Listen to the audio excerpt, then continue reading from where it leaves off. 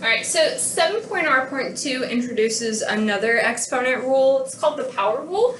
This explains how to handle if I have a base raised to a power raised to another power. So something like x to the third power squared. What do I do with that? So what the property says is if I have, going back to the same notation we used in the last video, if I have some base a raised to the power of m and that is raised to the power of n, then the shortcut of how to handle that is just to multiply the two powers together. So this would be a to the power of m times n. Now why does that work? So let's come back to the example we wrote up, x cubed squared. If you think about what x cubed squared means, if I square something, that means to multiply it by itself. So what this expands into is x cubed times x cubed.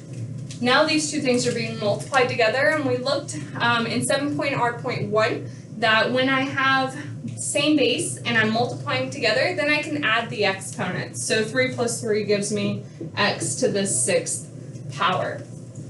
So this is why it works, the multiplication. If we expand it out and actually use the multiplication to add, then we get what we would have if we multiplied the two exponents together. So the shortcut, if I have power to a power, is multiply the exponents together. The y is right here. If we expanded it out, we could use the multiplication property and just add the exponents. So if I have power to a power, then I can just multiply the powers together, or distribute if I have multiple things that are multiplied together. So this would give me x to the 6th power, same way I would get if I just expanded it. So I mentioned if I have a single base, then I'm just multiplying those two exponents together. But if I have several things that are being multiplied together, being raised to the same power, so let's say something like 2xy to the third z to the, -4. And I'm raising all of that to the 2nd power. So this property, the power rule, holds no matter how many things are being multiplied together or how many things are being divided together. The exponent on the outside gets distributed to all of the exponents on the inside.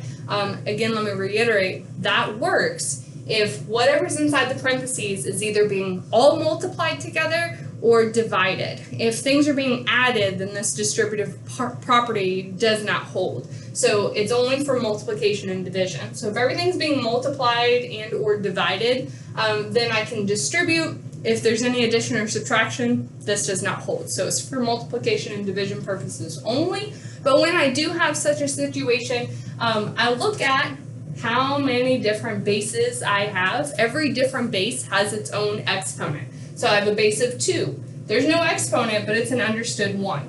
Likewise with this base of x, it doesn't appear to have an exponent, but it's an exponent of 1. Y has an exponent of 3, and z has an exponent of -4. The power rule tells me to distribute the exponent on the outside to all of the exponents on the inside. So distribute, distribute, distribute, distribute. Once I've multiplied all of those, I end up with 2 squared, x squared, y to the 6th, and z to the -8.